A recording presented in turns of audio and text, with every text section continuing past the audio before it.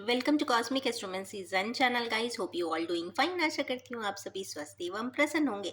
तो चलिए, आज चूंकि सैटरडे है तो हम निकालेंगे थर्मोडायनामिकली कर्मा डायनामिक्स की energies. As usual for karma reading I am going to take 8 cards plus 8 for clarification. ये उन बेसिक्स की एनर्जीज है कि आप अपने फ्यूचर प्रोग्रेशन के लिए डिवाइन से आप किस प्रकार के सेट ऑफ कर्मास लाए हैं और आपने किस प्रकार करने चाहिए, और आपके लिए उसमें कुछ क्लैरिटी हो सकती है। और ये भी हो सकता है आपको एक क्लियर कट इन्फॉर्मेशन मिले, कहीं ना कहीं रेजोनेशन मिले, एनर्जीज पिकअप कर सके, और आप ये भी चेक कर सके कि ये आपके लिए है कि नहीं है। It is also very important, क्योंकि ये general gender free timeless reading है, तो किसी के साथ भी रेजोनेट हो भी सकती है और नहीं भी हो सकती है।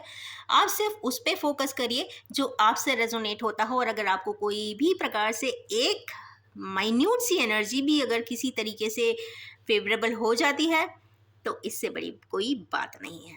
तो चलिए, as usual I am drawing 8 cards for today and 8 for clarity. Tough tough tough tough energies. Saturn की एनर्जी 8 से ना आए तो हो ही नहीं सकता।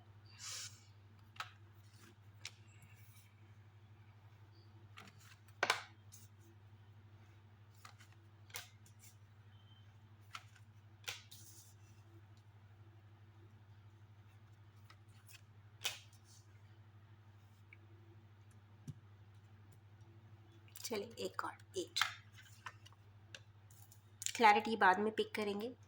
सबसे पहले देखते हैं कि डिवाइन, और जनरली क्या होता है कि जो एनर्जी पिक होकर जो आती है जनरली उन पर्सन्स की आती हैं जो आपकी करंट वॉलेटाइल एनर्जी होगी उसके साथ रेजोनेट कर सकती है। सबसे पहला जो कार्ड आया है जो 8 से ही स्टार्टिंग हुआ है, मतलब सैटर्न की एनर्जी है, सैटर्न के वजह से ही एस्टैब्लिश हो रही है। मीन्स वो बता रही है कि भाई कुछ सर्कमस्टेंसेस ऐसे ज़रूर आएंगे जिसमें आपको ऐसा बंधन जैसा महसूस होगा, आपको ऐसा लगेगा कि आगे का कोई रास्ता नहीं है। मतलब ये है कि एक ड्रैब एंड स्लगिश सिचुएशन होगी, आपको लगेगा कि इसके आगे तो मैं जा ही नहीं सकता। मीन्स कंफर्ट जोन, ऐसा कंफर्ट जोन होगा, ऐसी परिस्थिति होगी कि आपको लगेगा कि मैं जा ही नहीं सकता, मैं तो बंधा हुआ हूँ, मैं कैसे करूँगा। बट अगर आप अपने शेल से बाहर निकलते हैं तो आपके लिए डायनामिक्स चेंज हो जाएंगे। और चूंकि सैटर्न कहता है हमने आंखें आपकी बंद की हुई है, मीन्स आपको कंफ्यूज कर रखा है, आपको ड्रैग करवा रहे हैं, आपको बंधन दिया हुआ है, बट आपके पैर खुले छोड़े हैं। अगर आप चाहे तो वॉक करके आगे निकल सकते हैं। गाइडेंस कहाँ से मिलेगा? गाइडेंस आपको यहाँ के वाटर से ही मिलेगा। नेक्स्ट कार्ड, यहाँ पर 6 की एनर्जी है गाइस, चेरिशिंग मेमोरीज की है। और ये कार्ड जब भी आता है तो एक मुझे हमेशा एक पिक्चर जैसी लाइफ की मेमोरी है मेरी भी, जो मुझे एकदम से दिख जाती है। एक छोटी बच्ची है और एक यहाँ पे एक बहुत मैच्योर्ड लेडी है। वहाँ का कोई एडवाइजरी काउंसलिंग या फिर हो सकता है वो बहुत, एक पर्सन बहुत बोला हो, एक पर्सन साइलेंट रहा हो, बट उस साइलेंस में उसने कितना ऑब्जर्व किया होगा ये उस मेमोरीज को ही बताता है। कहीं ना कहीं उस छोटी बच्ची ने उस समय पे जो ऑब्जर्व करता है बहुत माइन्यूटली, कहीं ना कहीं वो उस इंसान के लिए टर्निंग पॉइंट हो जाता है। वो कहीं ना कहीं वो कुछ एडवाइसेस को एज इट इज इनहेरिट कर लेता है, क्योंकि उसे कहीं ना कहीं वो सत्य दिखता है, सच्चाई दिखती है। तो इस तरीके की कोई मेमोरीज है, या ये मेमोरीज ऑफ लव है, मेमोरीज ऑफ स्कूल है, कॉलेजेस हैं, या फिर फ्रेंड्स की मेमोरीज हैं। सबसे अच्छी बात यह है कि एडवाइस किसी को भी करें, क्योंकि हर इंसान अच्छी एडवाइस ही करता है और अपने एक्सपीरियंसेस के बेसिस पे करता है। अगर आपके एक्सपीरियंसेस आपको लगता है कि कहीं ना कहीं रिकॉर्डिंग है, दूसरे की लाइफ को एक अच्छी बिगिनिंग स्टार्टअप दे सकते हैं, एक अच्छा फोर्स दे सकते हैं आगे बढ़ने के लिए, एक अच्छी ज़िंदगी को जीने के लिए कुछ इग्नाइट कर सकते हैं, कहीं ना कहीं वो एक स्पार्क ला सकते हैं, या जिसने जीने का मन खत्म कर दिया हो उसको दोबारा से रीइग्नाइट कर देना। ये एक इस तरीके की मेमोरीज या इस तरीके की एनर्जीज यहाँ पे कुछ कहती हुई दिखाई दे रही है। तो अच्छी है, मेमोरेबल है। और यस, काउंसिल करिए, एडवाइस हमेशा देते रहिए। किसी के ज़िंदगी में कुछ अगर आप थोड़ी सी लाइट देकर किसी की ज़िंदगी अच्छी बना सकते हैं तो ज़रूर बनाइए। Context to context many things differs. Next card है यहाँ पे स्ट्रेंथ का। यहाँ पे हमारे किन्हीं व्यूअर्स को स्ट्रेंथ की या तो ज़रूरत है, कहीं ना कहीं ऐसी स्ट्रेंथ में आना है कि एक लेडी इनफाइनाइट, मतलब इन्फिनिटी की तरफ से, डिवाइन की तरफ से ऐसी एनर्जीज के साथ है कि एक शेर के साथ, एक लॉयन के साथ इंटरैक्ट कर रही है, कुछ खिला रही है। ये बहुत इजी स्टेप नहीं है। इसका मतलब है कि हमारे व्यूअर्स को इतनी एनर्जी, इतनी ब्रेवरी, इतनी करेज लाना है कि वो स्ट्रेंथन हो जाए और आगे के लिए कुछ ना कुछ स्ट्रेंथिफाई कर ले। और ज़िंदगी में ब्रेवरी, करेज की तभी ज़रूरत पड़ती है जब आप आउट ऑफ द बॉक्स जाने की बात कर रहे हो या फिर अगेंस्ट द विंड कोई कार्य करना हो। वरना नॉर्मल लाइफ तो के लिए तो कोई बहुत ज़्यादा करेज की ज़रूरत नहीं है, वो तो automatically by force, by rhythm चलती ही रहती है। बट कुछ नया करने के लिए, कुछ रिकॉर्डिंग करने के लिए, कुछ स्पार्कलिंग करने के लिए स्ट्रेंथ की ज़रूरत पड़ती है। और यस, यहाँ पे वही स्ट्रेंथ की रिक्वायरमेंट या तो किसी को है या तो स्ट्रेंथ लेकर आगे प्रोग्रेशन करने की ज़रूरत दिखाई दे रही है। सैटर्न कहता है कि प्रोग्रेस करना चाहिए। नेक्स्ट यहाँ पे जो कर्मा डायनामिक्स है वहाँ पे किंग ऑफ वैंस की बात हो रही है। किंग ऑफ वैंस काफ़ी पैशनेट होते हैं, वन एंगल, वन साइड ज़्यादातर चलते हैं, बहुत तो फेयर कॉम्प्लेक्शन के हो सकते हैं या fairness in his mind and body हो सकती है। किंग ऑफ वैंड आप देख लीजिए, यहाँ पे मस्कुलिन वर्ड में लगा रही हूँ बट इट डजंट मीन, अगर आपकी एनर्जी में आपको लगता है कि आप बहुत प्रोएक्टिव हैं, एक्शन ओरिएंटेड हैं और फास्टली सारे कार्य करना चाहते हैं, सोच समझ काफ़ी ब्राइट है, तो आप उसमें से हो सकते हैं। तो कहीं ना कहीं ऐसे लोगों को या हमारे व्यूअर्स जो भी इस रीडिंग तक आते हैं, जब भी आते हैं, उनको जो भी करना है वो पैशन एंड ड्राइव के साथ करना है। सबसे first thing and second thing is thought process. तो अच्छे थॉट के साथ करना है, अच्छे से ज़्यादा पॉजिटिव थॉट के साथ करना है। नेक्स्ट कार्ड आया है फीस्ट के लिए। तो ये तो कंफर्म बात है कि हमारे व्यूअर्स को पार्टी भी मिलेगी। मीन्स फीस्ट एंड पार्टीज तभी मिलती है जब आप कोई ना कोई सक्सेस हाथ में ले आते हो। तो यहाँ पे एक नहीं, दो नहीं, 3 गर्ल्स दिखाई दे रही है, फीस्ट दिखाई दे रहा है और कप्स दिखाई दे रहे हैं। तो कहीं ना कहीं ये एक पार्टी की तो बात है, फीस्ट की बात है, सक्सेस की बात है। और ये मैं बहुत खुशी से बोल रही हूँ इसलिए क्योंकि हमारे व्यूअर्स को अगर कोई सक्सेस मिलती है तो मुझे भी बहुत खुशी होगी ज़रूर। नेक्स्ट कार्ड है गाइस यहाँ पे 10 ऑफ रिस्पॉन्सिबिलिटीज़। रिस्पॉन्सिबिलिटीज़, हमारे व्यूअर्स में ये वाला कार्ड ना बहुत ज़्यादा आता है। मुझे लगता है एक ना एक ऐसा पर्सन ज़रूर है जो बहुत ज़्यादा रिस्पॉन्सिबिलिटी के साथ चल रहा है, झुका जा रहा है, कोई और सपोर्ट सिस्टम दिख नहीं रहा है, या फिर ऐसा सपोर्ट होगा जिससे वो कोई मदद ले नहीं सकता है। हर तरीके की रिस्पॉन्सिबिलिटीज़ होंगी। पर सबसे अच्छी बात यह है कि 10 का नंबर है, 10 के बाद 11 ही आएगा। 11 का मतलब है अगेन न्यू बिगिनिंग। ये ऑलमोस्ट कंप्लीशन की तरफ ही होगा क्योंकि सक्सेस की बात भी आ रही है, तो कहीं ना कहीं ये कंप्लीशन की तरफ है। तो आपको रिस्पॉन्सिबिलिटी जब इंसान कंप्लीट करता है तो वो दोबारा दूसरी साइकिल में जाता ज़रूर है। तो मैं इसके आगे की बात कहूँगी कि हमारे व्यूअर्स को सैटर्न डायनामिक्स ये कह रहे हैं कि आप अपने काम कर लीजिए और मैं आपको दूसरी साइकिल पे तुरंत दे दूंगा। अगर आपकी शिद्दत से की हुई मेहनत यहाँ पर है तो न्यू साइकिल की बिगनिंग भी बिल्कुल पास ही समझिए, ऐसा लगता है।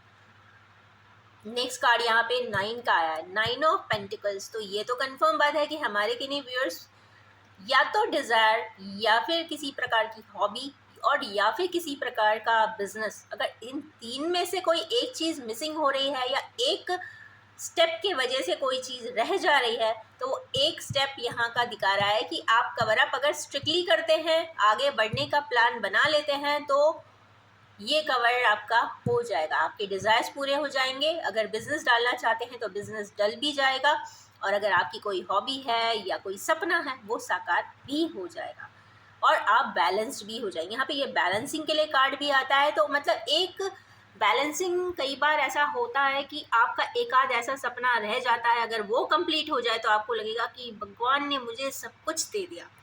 तो वही है, भगवान आपको सब कुछ दे देना चाहता है। लास्ट कार्ड है यहाँ पे क्वीन ऑफ सोर्ड्स का, again proactive and with full of dedication, sharpness and ambition. अब तो मैं ऐसा करूँगी, और सबसे बड़ी बात है कि यहाँ बर्ड्स भी है, कहीं ना कहीं फ्रीडम भी है, डिवाइन सपोर्ट सिस्टम भी है, और थॉट प्रोसेस भी है। जब भी ये कार्ड आता है तो यहाँ थॉट प्रोसेस ज़रूर बताता है। यहाँ से अगर स्टार्ट हुई है रीडिंग सोर्ट से और सोर्ट्स पे ही ख़त्म हुई है, तो मतलब ये है कि transformation in the thought process of my viewers is important. मतलब ये है कि अगर 0 डिग्री का थॉट प्रोसेस था, एकदम कहते हैं ना प्राइमरी लेवल का था, तो वो ज़रूर ट्रांसफॉर्म होकर एकदम proactive, calculative, non risky and जो सच मायने में, सही मायने में किया जाना चाहिए, उसके लिए आपको तैयार कर देता है। तो ऐसा थॉट प्रोसेस का इवोल्यूशन हमारे व्यूअर्स के दिमाग में आएगा, और शायद उन्होंने इवॉल्व किया भी होगा। यहाँ पे जो स्टेप्स आए हैं, स्टकनेस का आया है, ऐसा लगा होगा कभी किसी को कि अब तो मेरी ज़िंदगी में कुछ है नहीं, फिर किसी ने कोई चीज़ का एडवाइस दिया होगा कि ऐसा नहीं, ऐसा करना चाहिए, और उसके एक ट्रेट होते हैं।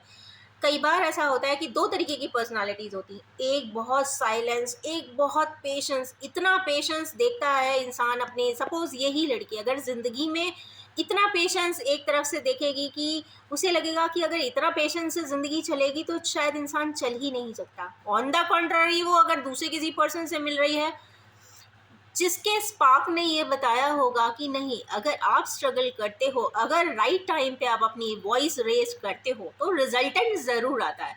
सच के साथ आप खड़े होगे, सच बोलोगे, सच करोगे, तो डेफिनेटली जो सच बोलता है, पहली चीज़ है कि एक तो वो अकेला ही खड़ा पाया जाता है, कोई उसका सपोर्टर नहीं होता, और दूसरी बात यह है कि फाइटिंग स्पिरिट भी आ जाती है। वो फाइट ज़िंदगी भर करते रह जाता है और स्ट्रगल मोड में आ जाता है, और स्ट्रगल करते करते करते करते करते क्या सीख जाता है, स्ट्रेंथ आ जाती है। वो इतने ऑड सिचुएशन में भी पूरी हिम्मत और मेहनत के साथ, अकेले ही है ये भी कार्ड, यहाँ पे स्ट्रेंथ के साथ खड़ा हुआ है एक लायन के साथ। इसका मतलब है ये ट्रांसफॉर्मेशन हुआ है किसी की ज़िंदगी में।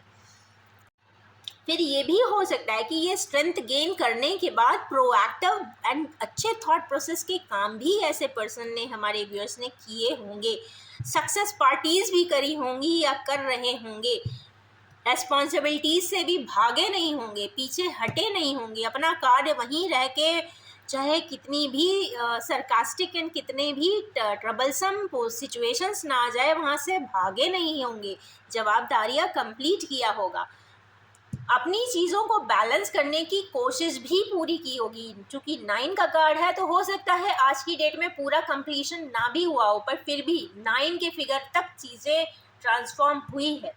और लास्ट में है क्वीन।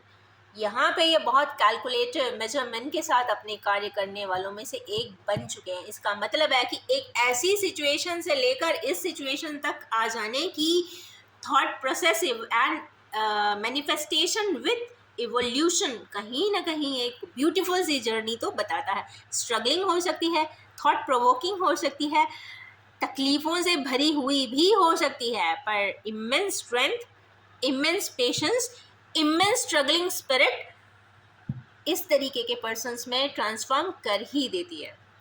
अब आते हैं, मैंने कुछ गाइडलाइंस के लिए भी 8 कार्ड्स निकालने की बात कही थी, इसको मैं थोड़ा सा क्विकली बोलूँगी क्योंकि मुझे कहीं जाना है, तो I will be doing it speedly.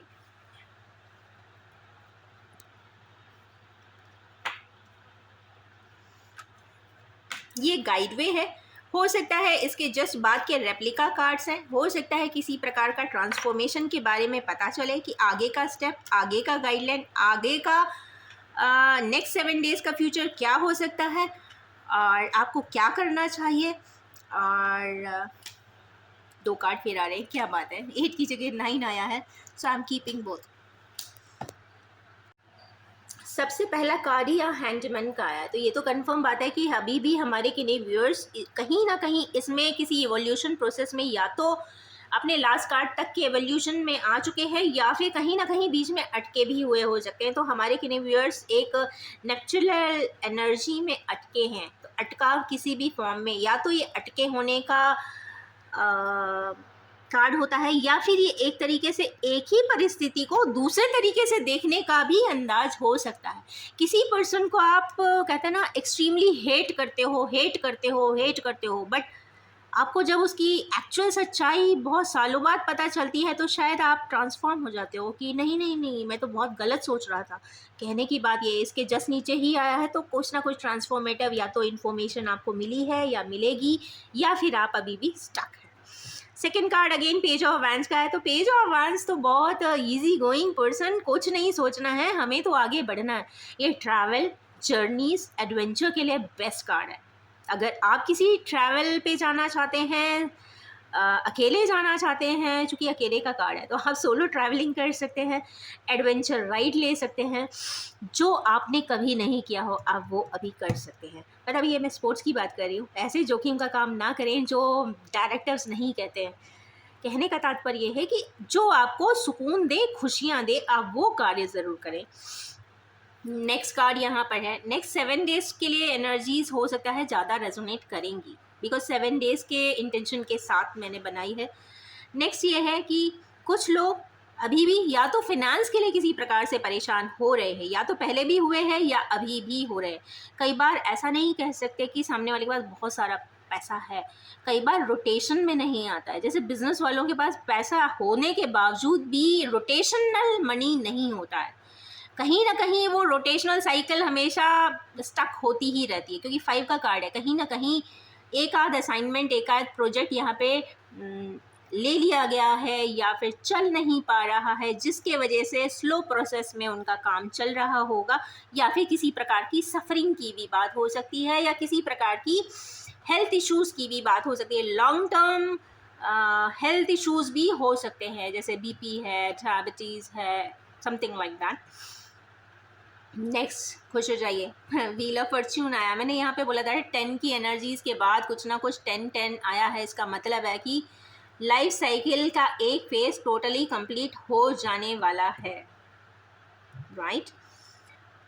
मैं एक चीज़ और देखते देखते मैं ये नंबर चेक कर रही थी, तो ये देखा मैंने कि कप ऑफ 8 का कप भी आया है, स्ट्रेंथ वाला 8 भी आया है, यहाँ पे ये 8 आया है, तो इसका मतलब है कि 8 की सैटरनाइन एनर्जीज यहाँ पे बहुत ही पावरफुल है। तो खुश हो जाइए, कहीं ना कहीं आप के ज़िंदगी के खुशियों के द्वार खुलने वाले हैं, या कह सकते हैं ना कि आपकी फॉर्च्यून का व्हील घूमने वाला है। तो अच्छी बात है, घुमा डालिए जिससे कि लाइफ एकदम चेंज हो जाए। नेक्स्ट कार्ड यहाँ पे अगेन वही बात है कि आइसोलेशन की कार्ड है ये। अगर हमारे किन्हीं व्यूअर्स किसी एवोल्यूशन प्रोसेस में अटके हुए हैं तो यहाँ पे वो अगेन अपने आप को आइसोलेट करेंगे, अपने बारे में नहीं, सिनेरियोस के बारे में सोचेंगे और एक अच्छे आउटकम के लिए आएंगे।